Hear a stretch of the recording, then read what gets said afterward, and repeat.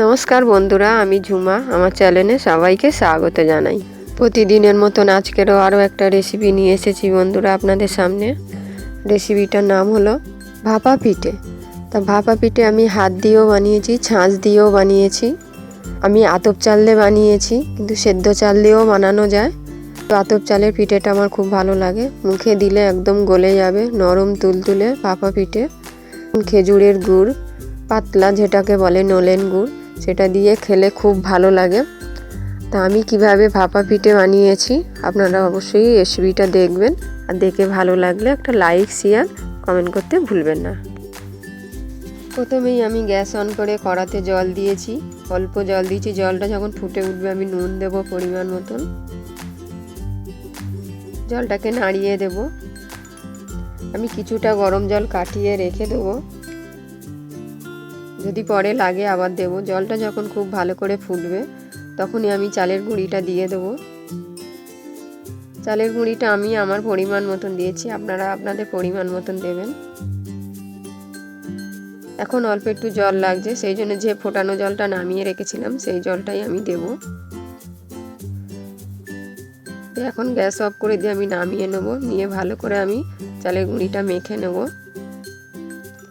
একই কড়াতেই আমি একটা নারকেল কুড়িয়েছিলাম, নারকেল কোড়াটা আমি কড়াতে দিয়ে দিয়েছি। এদিকে আমি যে চালের গুঁড়িটা ডো করে নেবো ভালো করে মেখে। যদি জল প্রয়োজন হয় আমি যে ফোটানো জলটা নামিয়ে রেখেছিলাম সেটাই দেব। দিয়ে আমি একটা ভেজা কাপড় দিয়ে ঢেকে রেখে দেব। এদিকে নারকেলেরটা আমি ছাই বানিয়ে নেব, মানে নারকেলের পুর। আমি এখানে খেজুরের গুড় দিয়েছি, আপনারা চাইলে পাটালি গুড় দিয়েও বানিয়ে নিতে পারেন। আমি নারকেলের পুরটা কিন্তু অল্প নরম নরম রেখে দেবো, ভেতরে নরম নরম থাকবে পিঠের ভেতরে, তাহলে খুব ভালো লাগবে খেতে। অল্প রস রস থাকবে। ভালো করে নাড়িয়ে নেব। আমার হয়ে গেছে। এবার বড় আমি একটা সসপ্যান বসিয়েছি, সসপ্যানে অল্প জল দিয়েছি। একটা বড় থালা, আমি ফুটোর চিত্র করা থালা আমি দিয়েছি। গ্যাসটা আমার একদম কমানো আছে। এদিকে যে আমি চালের গুঁড়িটা আমি রেখেছিলাম ঢেকে, পিঠে যতটা বড় হবে সেই রকম ছোট ছোট লেচি কেটে নেব।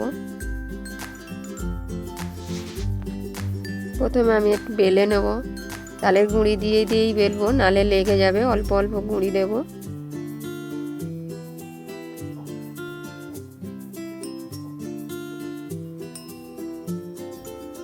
খুব বেশি পাতলা করবেন না, কিন্তু যতটা পারবেন পাতলাই করবে। আমি ছাঁচের মধ্যে প্রথমেই দেখাচ্ছি।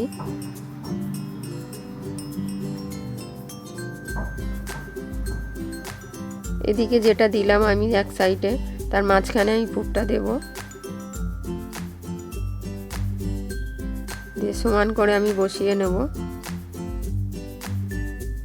উপরে ছাঁচটা আমি হালকা করে চাপ দেব, দিয়ে সাইড থেকে আমি বের করে নেব।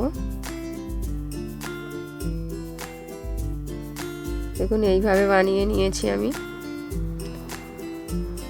হালকা হাতে একটু চাপ দিলেই।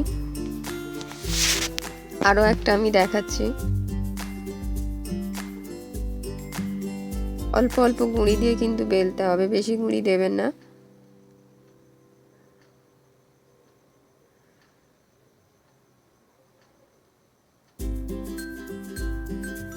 হাত দিয়ে কিভাবে বানাবো দেখাচ্ছি। এটা ছাঁচ ছাড়া।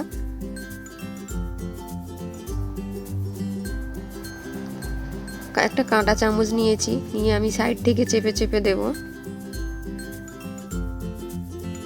আমি এটা 3 কোণা করছি না,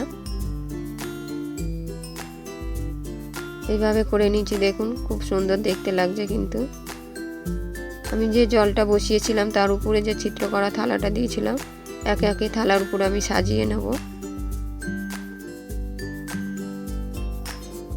একটার উপর একটা দেবেন না, তাহলে লেগে যেতে পারে। আমি যতটা ধরেছে দিয়েছি, দেওয়ার পর আমি ঢেকে দেব। 10 মিনিট পর আমি খুলছি ঢাকনাটা। আমার পিঠে কিন্তু একদম তৈরি। আপনারা এইভাবে বাড়িতে বানিয়ে খান, আশা করি আপনাদের ভালো লাগবে। আর এই রেসিপিটা দেখার জন্য অনেক অনেক ধন্যবাদ।